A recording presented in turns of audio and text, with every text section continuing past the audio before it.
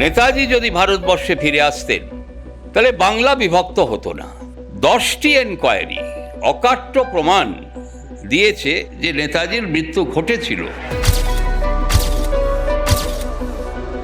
যে ভারতবর্ষকে যদি রক্ষা করতে হয়, একমাত্র পথ হচ্ছে শরৎচন্দ্র বোস এবং নেতাজি সুভাষচন্দ্র বোসের আদর্শ।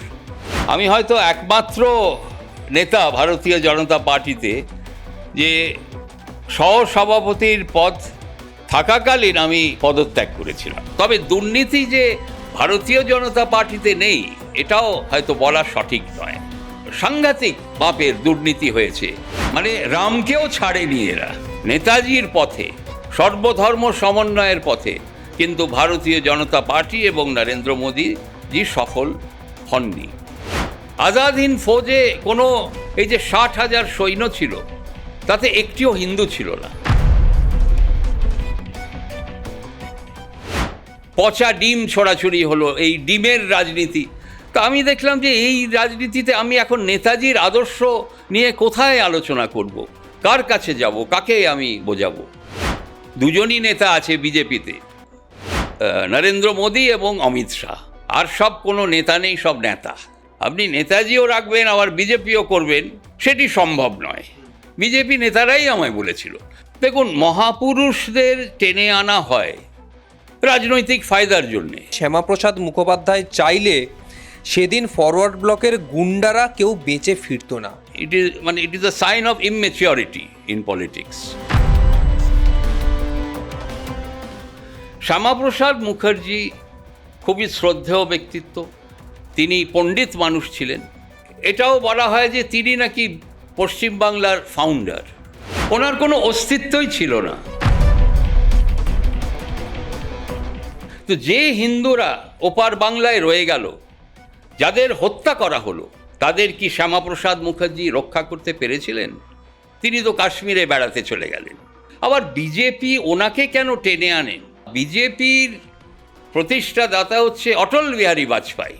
নরেন্দ্র মোদীজি যে এত কাজ উনি করেছেন, যে নেতাজির ফাইল প্রকাশিত করেছেন, একটি প্রকাণ্ড মূর্তি উনি স্থাপিত করেছেন দিল্লিতে ইন্ডিয়া গেটে। রাজনৈতিক স্বাধীনতা হয়তো পেয়েছি 1947 সালে, কিন্তু আজ পর্যন্ত আমরা এখনও সামাজিক এবং অর্থনৈতিক স্বাধীনতা পাইনি। রাজ্য রাজনীতিতে বর্তমান পরিস্থিতি এখন অন্য পর্যায়ে যাচ্ছে। রাজ্যে পালাবদল, পট পরিবর্তন রাজ্যের। আর এই পরিস্থিতিতে দাঁড়িয়ে আজকে আমাদের সঙ্গে সরাসরি রয়েছেন চন্দ্রকুমার বসু।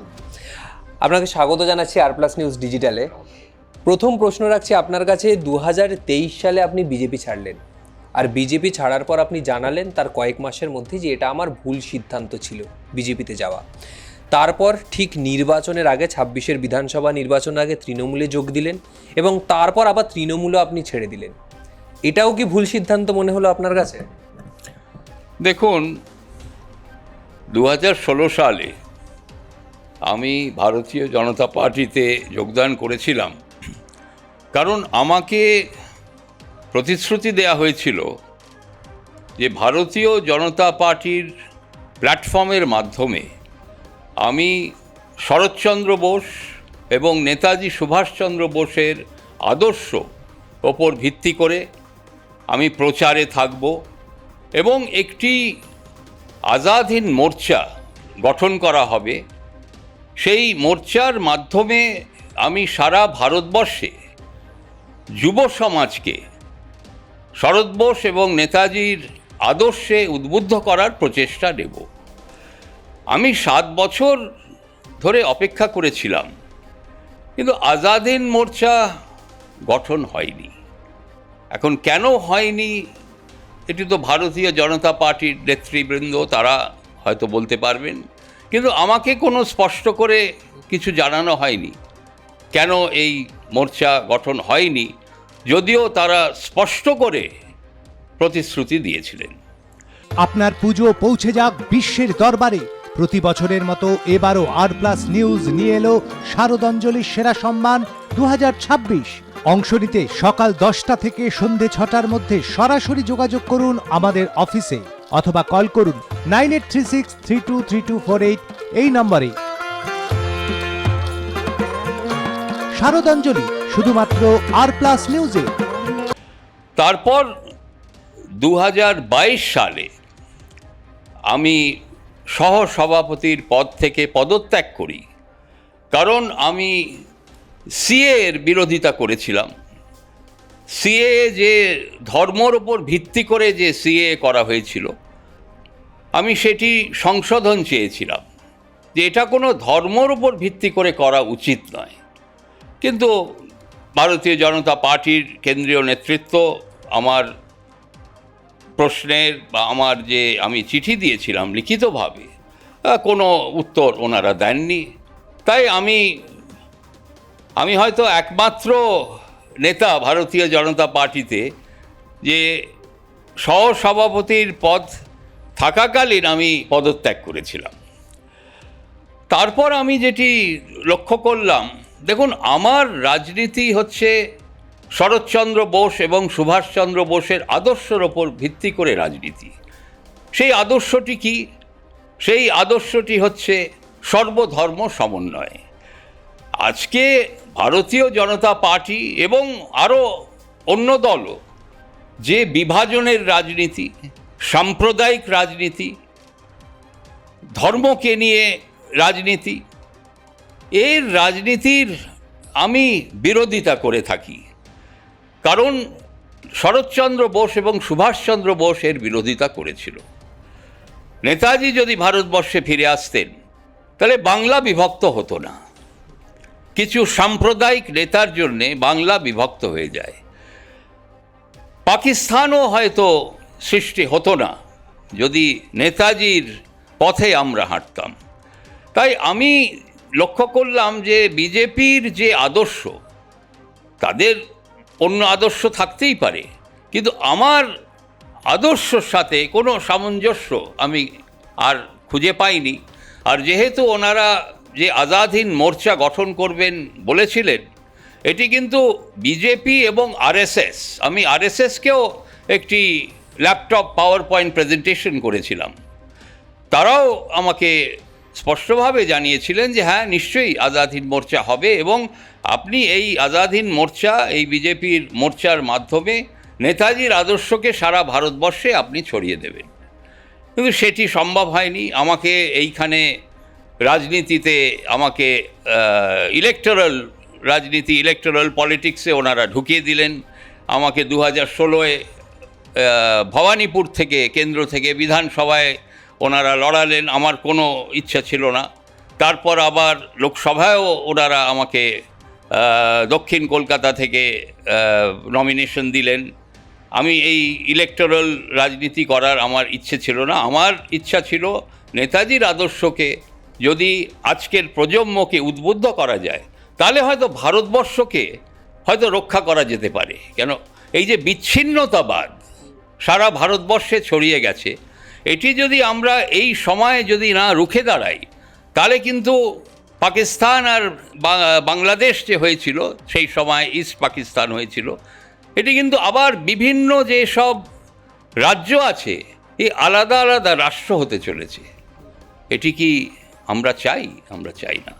তাই বিজেপির আদর্শর সাথে একেবারেই আমি খাপ খেলাতে পারিনি। আমি প্রচেষ্টা নিয়েছি, আমি 7 বছর ছিলাম, আমি 7 মাসে ছেড়ে দিইনি। 7 বছর ধরে আমার অবশ্য নরেন্দ্র মোদীজির নেতৃত্ব আমার ভালো লেগেছিল।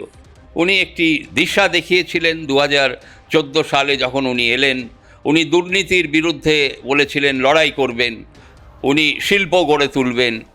আরেকটি বিষয় উনি যেটা করেছিলেন, নেতাজির বিষয়ে যে সব গোপন নথি বহু বছর ধরে গোপনীয় রাখা ছিল, তা আমরা দাবি করেছিলাম। আরও অনেকেই যারা নেতাজিকে নিয়ে গবেষণা করেন, তারাও এই দাবি তুলেছিলেন যে এগুলো যেন প্রকাশিত হওয়া উচিত। তো নরেন্দ্র মোদী একটি কিন্তু খুব মহৎ কাজ উনি করেছেন, সমস্ত গোপনীয় নথি উনি কিন্তু প্রকাশিত করেছেন। এই প্রকাশিত হবার পরে যে তথ্য আমরা সংগ্রহ করেছি, দেখুন 11টি এনকোয়ারি হয়েছিল।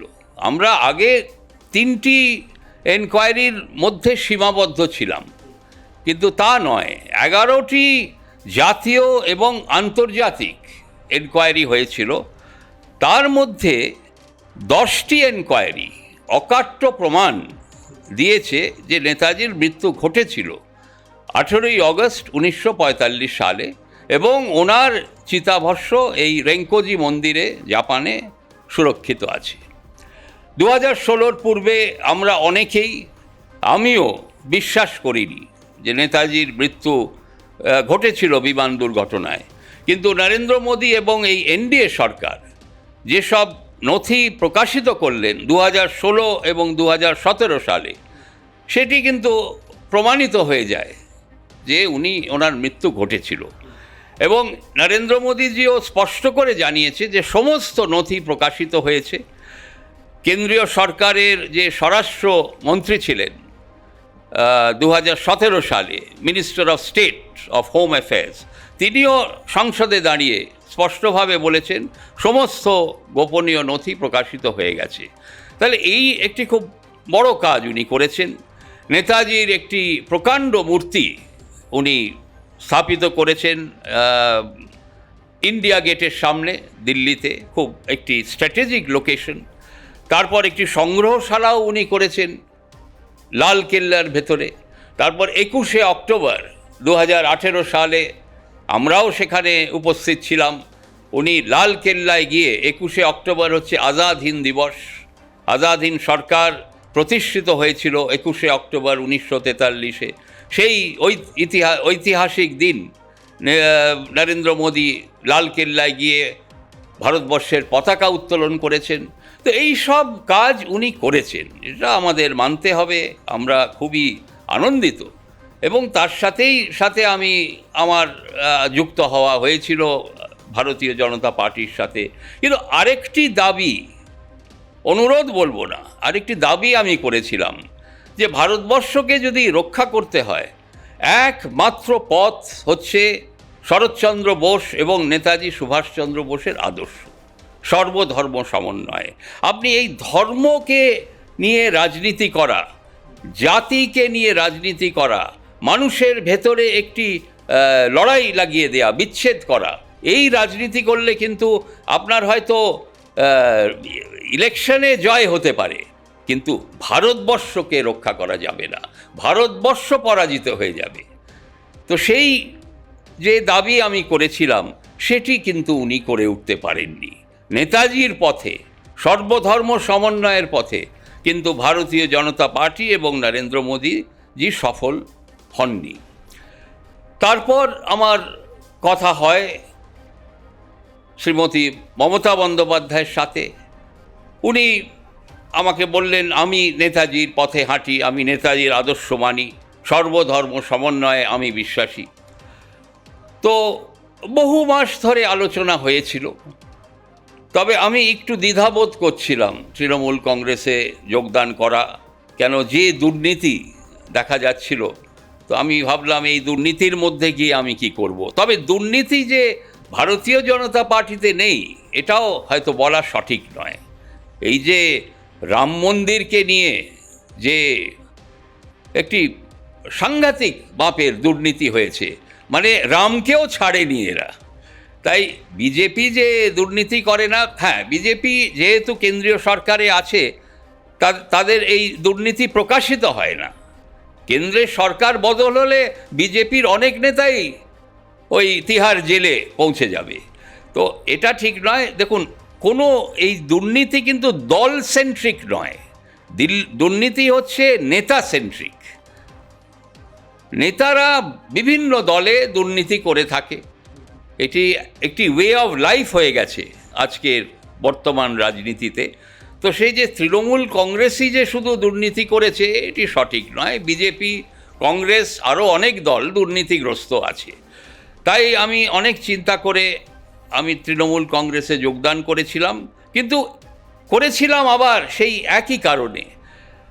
আমি শ্রীমতী মমতা বন্দ্যোপাধ্যায়কে আমি বলেছিলাম যে দেখুন, আপনি যদি আমাকে একটি সুযোগ দেন তৃণমূল কংগ্রেসের প্ল্যাটফর্মের মাধ্যমে সারা ভারতবর্ষে, আমি কিন্তু পশ্চিমবাংলা শুধু নয়, সারা ভারতবর্ষে আমি যদি সুভাষচন্দ্র বোস এবং শরৎচন্দ্র বোসের আদর্শ, ওনাদের যে মন্ত্র, উনি যে মন্ত্র দিয়েছিলেন আজাদ হিন্দ ফৌজে, আজাদ হিন্দ ফৌজে কোনো এই যে 60,000 সৈন্য ছিল, তাতে একটিও হিন্দু ছিল না, একটিও মুসলমান, শিখ, ঈসাই, বৌদ্ধ, জৈন ছিল না। তাহলে 60,000 সৈন্য কারা ছিল? তারা ছিল ভারতীয়। এই যে দৃষ্টান্ত নেতাজি সুভাষচন্দ্র বোস রেখে গেছে, এই দৃষ্টান্ত, এই যে মন্ত্র আমরা আজকের প্রজন্মকে যদি উদ্বুদ্ধ না করতে পারি, ভারতবর্ষ ভেঙে যাবে, ভারতবর্ষ থাকবে না। তাহলে আপনি কি আমাকে সুযোগ দেবেন? উনি আমাকে আশ্বাস দিয়েছিলেন যে হ্যাঁ, আপনি আসুন, আপনি নেতাজির আদর্শে কাজ করুন, সারা ভারতবর্ষে নেতাজির আদর্শকে ছড়িয়ে দিন। তাই আমি যোগদান করেছিলাম। কিন্তু নির্বাচনের পরে তৃণমূল কংগ্রেস পরাজিত হয়। কিন্তু দেখুন, আমি তো ইলেকটোরাল রাজনীতিতে আমি খুব একটা ইচ্ছুক নয়। কেন, যেভাবে জানা যাচ্ছে ভারতীয় জনতা পার্টি, ঠিক আছে, তারা একটি সুযোগ পেয়েছে পশ্চিমবাংলায়, কিন্তু এটাও শোনা যাচ্ছে যে তারা ভোট চুরির মাধ্যমে তারা এখানে সংগ্রহ করেছে তাদের যে পজিশন। তো এই আলোচনায় আমি যেতে চাই না। কেন, ঠিক আছে, তারা সুযোগ পেয়েছে, যেভাবেই হয় তারা নির্বাচনে জয়ী হয়েছে, সেটি মানা উচিত। কিন্তু এই যে বিভাজনের রাজনীতি, পোলারাইজেশন, এইভাবে কিন্তু কোনো জয় হয় না। এইভাবে হয়তো আপনার ওই নির্বাচনে আপনি জয় পেয়েছেন, উপলাভ করেছেন, কিন্তু পশ্চিমবাংলা এবং ভারতবর্ষ কিন্তু পিছিয়ে যাবে। এইভাবে কিন্তু সম্ভব নয়। তাই আমি যেটা দেখলাম, এই যে রাজনীতি শুরু হয়ে গেল, বিজেপি আর তৃণমূলের ভেতরে যে ঝগড়া, যে একেবারে নর্দমায় রাজনীতিকে নামিয়ে নেওয়া হলো, পচা ডিম ছড়াছড়ি হলো, এই ডিমের রাজনীতি। তা আমি দেখলাম যে এই রাজনীতিতে আমি এখন নেতাজির আদর্শ নিয়ে কোথায় আলোচনা করব, কার কাছে যাব, কাকে আমি বোঝাবো? কেন, আমি এমপি, এমএলএ, মন্ত্রী হতে আসিনি। আমি যদি ভারতীয় জনতা পার্টির আদর্শকে মান্যতা দিয়ে আমি যদি বিজেপিতে থেকে যেতাম, আমি নিশ্চয়ই মন্ত্রী হয়ে যেতাম। আমি স্পষ্টভাবে আমি বলছি আপনাকে, আমি নিশ্চয়ই, আমাকে বলা হয়েছিল। আর দুজনই নেতা আছে বিজেপিতে, নরেন্দ্র মোদী এবং অমিত শাহ, আর সব কোনো নেতা নেই, সব নেতা। তাই তারাই আশ্বাস দিয়েছিল যে আপনি নিশ্চয়ই জায়গা পাবেন। কিন্তু যেহেতু আমি ওনাদের আদর্শর বিরোধিতা করলাম, ওনাদেরও কোনো দোষ নেই। আমি একটি দলে থেকে তাদের যদি আদর্শর বিরোধিতা করি, তাহলে তারা আমাকে কি করে জায়গা দেবে? তো সেটি ওদেরও একটি বক্তব্য, আমি সেটি মানছি। কিন্তু আমার conscience did not permit me to do polarisation, বিভাজনের রাজনীতি, সাম্প্রদায়িক রাজনীতি, ধর্মকে নিয়ে রাজনীতি আমি করে উঠতে পারিনি। তাই আমাকে ছেড়ে দিতে হয়েছে। এবং তৃণমূলের সাথেও যে দেখলাম যে না, এরা তো এই খালি এতগুলো ফ্যাকশন, কে কোথায় যাচ্ছে, সবই মানে সুযোগ পাওয়ার। তো এই সুযোগ পাওয়ার রাজনীতি আমার করা প্রয়োজন নেই। তাই দেখলাম আমার উদ্দেশ্য নেতাজির আদর্শকে প্রচার করা, নেতাজির আদর্শে সেই রাস্তায়, সেই পথে হাঁটা, সেটি দেখলাম তৃণমূল কংগ্রেসে সম্ভব হচ্ছে না। তাই আমি মমতা বন্দ্যোপাধ্যায়কে বলেছি, আমার মানে আমি আপনার সাথে আছি, আপনি তো নেতাজির আদর্শে চলেন বলেন, কিন্তু সেটি তো সম্ভব হচ্ছে না। তাই আমি সরে এসেছি। অনেকে বলছেন যে আপনি 2026 সালে নির্বাচনের আগে তৃণমূলে এসেছিলেন, তৃণমূল এখন রাজ্যের শাসক দল নেই, আর সেই কারণেই কি আপনি তৃণমূল ছেড়ে বেরিয়ে গেলেন? দেখুন, আমার স্পষ্ট জবাব হচ্ছে যে আমি কোনো এমএলএ, এমপি বা মন্ত্রী হতে আসিনি। আমি যদি শাসক দলের সাথে আমি যদি থাকতে চাই, তাহলে আমি আবার ভারতীয় জনতা পার্টির সাথেই যুক্ত হয়ে যেতাম। আমাকে তো মিটিংয়ে ডাকাও হয়েছিল, আমি মিটিংয়ে গেছিলাম। সুনীল বানসালজি আমাকে একটি মিটিংয়ে ডেকেছিলেন এখানে পার্টি অফিসে। সে সময় আমি নিরপেক্ষভাবে ছিলাম। ওপেন প্ল্যাটফর্ম ফর নেতাজির আমি আহ্বায়ক। তো আমি গেছিলাম মিটিংয়ে, আমায় ডেকেছিল, ভালো লাঞ্চও খাওয়ালো, আমরা আলোচনাও করলাম। কি রে, তোর বেশ র্যাশ হয়েছে দেখছি। হ্যাঁ রে, কি করবো বলতো, র্যাশগুলো কিছুতেই কমছে না। অনেক কিছু ইউজ করলাম তবুও কমছে না। তুই এম্বার গৌরীদেবী হসপিটালসে দেখাতে পারিস, ওখানে ভালো এক্সপিরিয়েন্স ডার্মাটোলজিস্ট আছে। গৌরী দেবী হসপিটাল, রাজবাঁধ, দুর্গাপুর। যোগাযোগ 8001003333, 8001113333। তাহলে আমি আবার বিজেপিতে স্বচ্ছন্দে আমি চলে যেতে পারতাম, কোনো অসুবিধে নেই। কিন্তু যেহেতু আমি নেতাজির আদর্শ এবং শরৎ বোসের আদর্শের ওপর ভিত্তি করে আমার রাজনীতি, তাহলে ওনাদের সাথে আমি বিশ্বাসঘাতকতা কী করে করব? সেটি সম্ভব নয়। দেখুন, এটাও আমাকে, বিজেপিতে আমার বন্ধুবান্ধব এখনও আছে, আমি দল ছেড়ে দিয়েছি বলে দেখুন আমি কিন্তু ব্যক্তিগত সম্পর্ক কোনো রাজনৈতিক এর সাথে আমি মেশাই না। আমি এখনও নরেন্দ্র মোদীজির সাথে আমি ভালো সম্পর্ক রেখেছি, কোনো ব্যক্তিগত কোনো সমস্যা আমাদের নেই। এখানেও স্টেটেও অনেক নেতাদের সাথে আমি কথা বলি।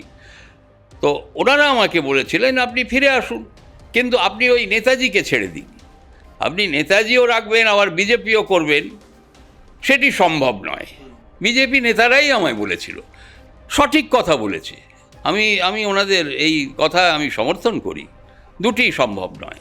এখন আমি কিন্তু অবশ্য নেতাজির সাথেই থাকবো, ওনার আদর্শকে নিয়ে থাকবো। কেন, আমি মনে করি ওনার আদর্শই ভারতবর্ষকে রক্ষা করতে পারবে, বিজেপির আদর্শ নয়।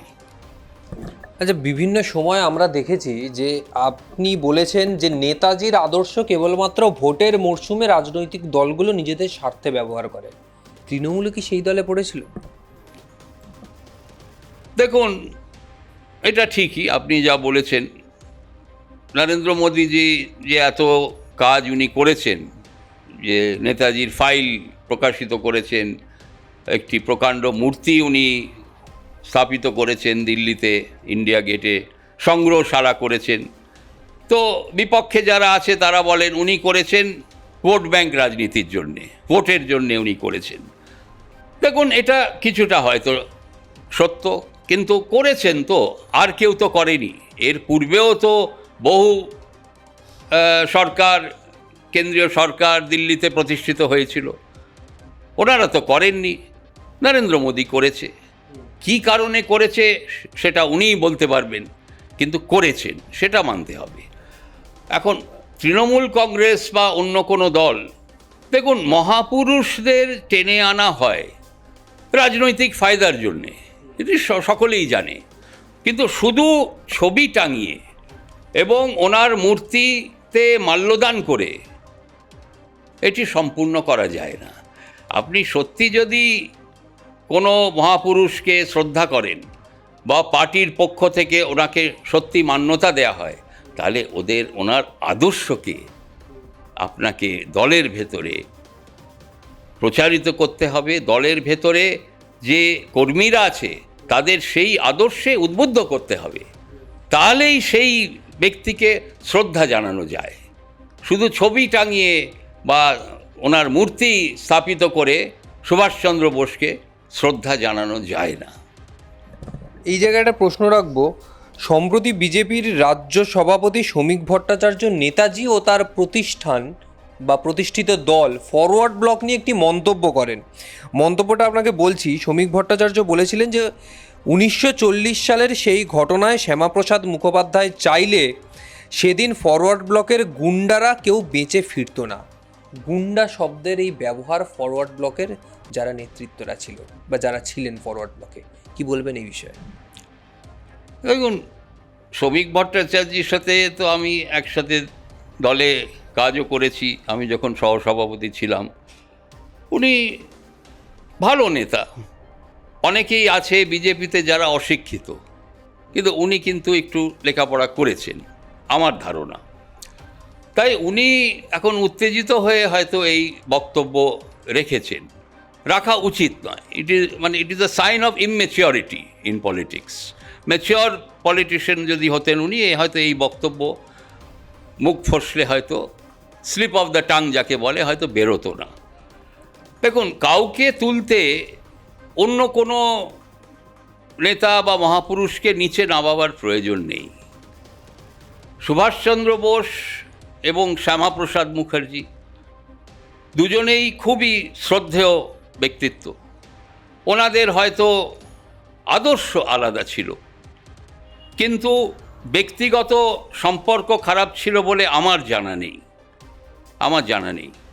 তবে যেহেতু এখন এই আলোচনা উঠেছে এবং আমি দেখছি আপনাদের মিডিয়ার মাধ্যমে বহু জায়গায় মানুষ স্বতঃস্ফূর্তভাবে বিক্ষোভ দেখাচ্ছে যে এইভাবে বিজেপির নেতারা liberator of India Netaji Subhashchandra বোসকে অসম্মান করছে, তাদের কি অধিকার আছে অসম্মান করা? সঠিক। দেখুন, সুভাষচন্দ্র বোস একমাত্র নেতা আজকের তারিখ পর্যন্ত যিনি সব ধর্মকে ঐক্যবদ্ধ করেছিলেন এবং ভারতীয় বলে প্রতিষ্ঠিত করেছিলেন। আর কোনো নেতা কিন্তু আজ পর্যন্ত এই যে কাজ করে উঠতে পারেননি। তারা বরং বিভাজন করেছে, রাজনৈতিক ফায়দার জন্য বিভাজন করেছে। শ্যামাপ্রসাদ মুখার্জি খুবই শ্রদ্ধেয় ব্যক্তিত্ব, তিনি পণ্ডিত মানুষ ছিলেন, তিনি কলকাতা বিশ্ববিদ্যালয়ের উপাচার্য ছিলেন, স্কলার ছিলেন, তিনি আইনজীবী ছিলেন, কিন্তু রাজনৈতিক ক্ষেত্রে উনি কিন্তু একজন সাম্প্রদায়িক রাজনীতিবিদ ছিলেন। উনি একটু নিজের স্বার্থটা একটু চরিতার্থ করার জন্যে তিনি কংগ্রেসে ছিলেন, প্রথমে কংগ্রেসের মন্ত্রিসভায়ও ছিলেন। যখন কংগ্রেসের সাথে সমস্যা দেখা দেয়, তিনি মুসলিম লীগ সরকার এর সাথে সেখানেও তিনি মন্ত্রিসভায় ছিলেন। তারপর সেখানেও যখন অসুবিধে হয় তিনি তখন হিন্দু মহাসভা প্রতিষ্ঠিত করেছিলেন। তিনি বিভাজনের রাজনীতিতে বিশ্বাস করতেন। পশ্চিমবাংলা যে বিভক্ত হয়েছিল, এটাও বলা হয় যে তিনি নাকি পশ্চিমবাংলার ফাউন্ডার। ওনার কোনো অস্তিত্বই ছিল না, ওনার একটি ভোট ছিল মাত্র। পশ্চিমবাংলা বিভক্ত হয়েছিল কংগ্রেসের জন্যে, কংগ্রেসের ভোটের জন্যে, এবং সেই সময় বামপন্থী নেতারাও কংগ্রেসকে সমর্থন করেছিল। তো তাদের ভোটে পশ্চিমবাংলা বিভক্ত হয়েছিল, যেটি ভুল হয়েছিল। ইউনাইটেড বেঙ্গল রাখা উচিত ছিল, যেটি শরৎচন্দ্র বোস চেয়েছিলেন, এবং নেতাজি সুভাষচন্দ্র বোস যদি ভারতবর্ষে ফিরে আসতেন, পশ্চিমবাংলা ইউনাইটেড বেঙ্গলই থাকতো, কখনোই এইভাবে পশ্চিমবাংলাকে ভাঙা হতো না। এবং এই যে 100% পপুলেশন এক্সচেঞ্জ তো সম্ভব ছিল না। তো যে হিন্দুরা ওপার বাংলায় রয়ে গেল, যাদের হত্যা করা হলো, তাদের কি শ্যামাপ্রসাদ মুখার্জি রক্ষা করতে পেরেছিলেন? তিনি তো কাশ্মীরে বেড়াতে চলে গেলেন। ওনার তো দায়িত্ব ছিল এখানে থেকে বা ওপার বাংলায় গিয়ে এই যে হিন্দুরা যাদের হত্যা করা হলো তাদের রক্ষা কেন করতে পারলেন না? ইউনাইটেড বেঙ্গল থাকলে আমরা তাদের রক্ষা করতে পারতাম। এটি খুব ভুল একটি পদক্ষেপ নেওয়া হয়েছিল। তবে উনি কি করে ফাউন্ডার হলেন আমি জানি না। উনি বরাবর বিভাজনের একটা রাজনীতি করেছেন, উনি একজন সাম্প্রদায়িক নেতা। বাংলায় ওনার কোনো স্থান নেই। ওই শুধু বিজেপি, আবার বিজেপি ওনাকে কেন টেনে আনেন যে উনি হচ্ছেন আমাদের ফাউন্ডার, আমাদের প্রতিষ্ঠাদাতা? না, বিজেপির প্রতিষ্ঠাদাতা হচ্ছে অটল বিহারী বাজপেয়ী এবং লালকৃষ্ণ আদবানি। বাজপেয়ী বড় মাপের নেতা ছিলেন। আমার পিতা অমিয়নাথ বসুর সাথে খুব ভালো সম্পর্ক ছিল। আমিও বহুবার অটল বিহারী বাজপেয়ীজির সাথে সাক্ষাৎ করেছি। উনি হচ্ছেন বিজেপির প্রতিষ্ঠাদাতা। কোথা থেকে শ্যামাপ্রসাদ আসে আমি জানি না। হিন্দু মহাসভা জনসংঘ উনি করেছিলেন। তাই বাজপেয়ীর মতো নেতা কিন্তু বিজেপিতে প্রয়োজন আজকে। উনি একজন ইনক্লুসিভ নেতা ছিলেন।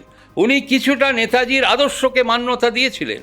সর্বধর্ম সমন্বয়, আপনি যদি অটলজির বক্তব্য শোনেন, সংসদে উনি যে বক্তব্য রেখেছেন, বিভিন্ন জায়গায় রেখেছেন, এবং এটা আমার সৌভাগ্য যে আমি সেখানে ছিলাম। লালকেল্লায় একটি কার্যক্রম হয়েছিল 1997-এর কথা।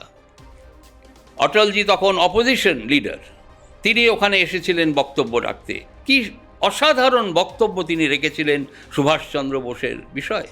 এটি আছে, আপনি দেখুন, ভিডিওতে আছে, আমার এক্স হ্যান্ডেলে আমি দিয়েছি এই বক্তব্য।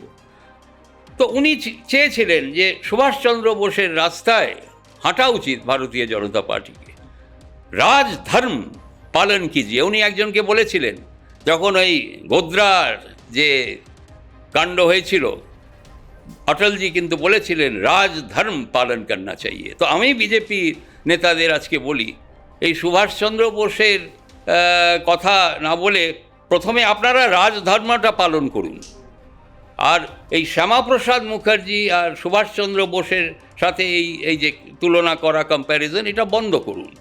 খুব সংকীর্ণ, খুব বাজে এটা রাজনীতি হয়ে যাচ্ছে। আর শ্রমিক ভট্টাচার্যজি শ্রদ্ধেয় ব্যক্তিত্ব, উনি এই এতে গেলেন কেন? শিক্ষিত একজন মানুষ। আরেকজন কে আছে ওই উত্তরবঙ্গে, সে তো একটা অশিক্ষিত লোক, কী নাম, নিজেকে মহারাজ শাহরাজ বলে, তাকে মেরে তো তাড়িয়ে দেওয়া উচিত। তাকে বিজেপি রেখেছে কেন আমি জানি না, সংসদে তারা রয়েছে কিনা, তাকে তো মেরে বার করে দেওয়া উচিত ওখান থেকে। তাকে তো ইমিডিয়েটলি গ্রেফতার করে জেলে পুরে দেওয়া উচিত। সে একটা মানুষের ভেতরে বিচ্ছেদ করার প্রচেষ্টা চালাচ্ছে, হিন্দু আর মথুয়ার ভেতরে একটি বিচ্ছেদ করার এই করছে। ওকে তো ধরা উচিত, ও তো মানে অ্যান্টি ন্যাশনাল এলিমেন্ট। তিনি যা খুশি বলুন, অশিক্ষিত একজন লোক, কিন্তু শ্রমিকবাবুর কাছে আমি এটি আশা করিনি। এই জায়গায় দাঁড়িয়ে আর একটা প্রশ্ন রাখছি আপনার কাছে। আপনি এখন বর্তমানে নতুন একটি রাজনৈতিক দল করতে চাইছেন, যার নাম আজাদ হিন্দ পার্টি। এমন নাম কেন? ভারত তো এখন স্বাধীন। ভারত কি সত্যি স্বাধীন?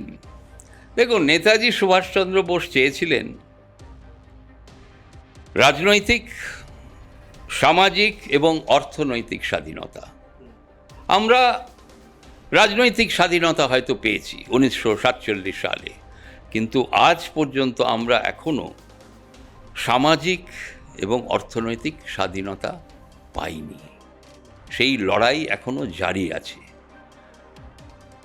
দেখুন, আজাদ হিন্দ ফ্রন্ট বলে একটি অ্যাক্টিভিস্ট গ্রুপ,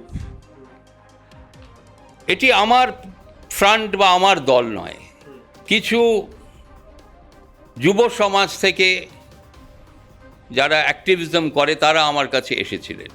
তারা বললেন, আসুন, আপনি নেতাজির আদর্শ কোনো দলে আপনি খুঁজে পাবেন না, তাই আমাদের একটি আলাদা করে অ্যাক্টিভিস্ট গ্রুপ বা রাজনৈতিক দল প্রতিষ্ঠিত করতে হবে, যদি সত্যি আমরা নেতাজির আদর্শে কাজ করতে চাই।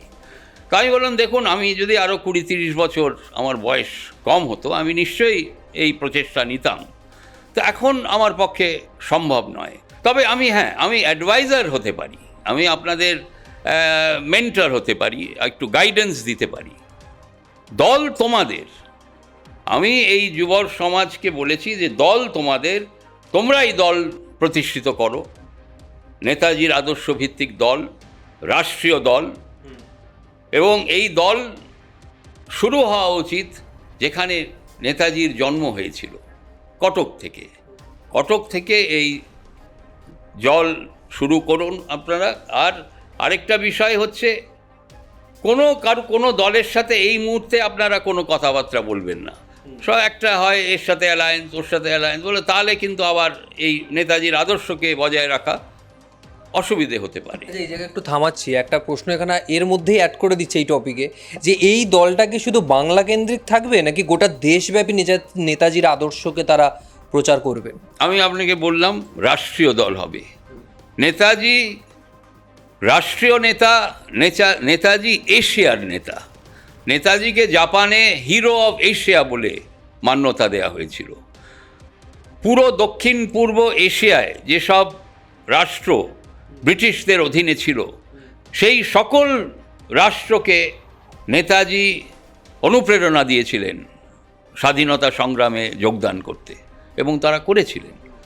তাই এটা একটা রাষ্ট্রীয় দল হবে, জন্ম হবে নেতাজির জন্মস্থান কটক থেকে, কিন্তু সব রাজ্যে, পুরো রাষ্ট্রে নেতাজির আদর্শকে ছড়িয়ে দেবার প্রচেষ্টা এই দল করে থাকবে।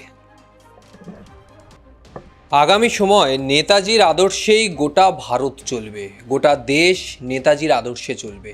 আর সেই জন্যই এই নতুন রাজনৈতিক দল আগামী সময় আত্মপ্রকাশ করতে চলেছে, বা নিজের কাজ নেতাজির আদর্শকে দেশের কোনায় কোনায় পৌঁছে দেওয়ার জন্য। তবে বর্তমান রাজনৈতিক পরিস্থিতিতে নেতাজির গুরুত্ব কোথাও গিয়ে যে কমে যাচ্ছে সেটাও স্পষ্ট হচ্ছে। আজকের মতো বিদায় নিচ্ছি। ক্যামেরায় সুদীপের সঙ্গে রিক, আর+ নিউজ, কলকাতা।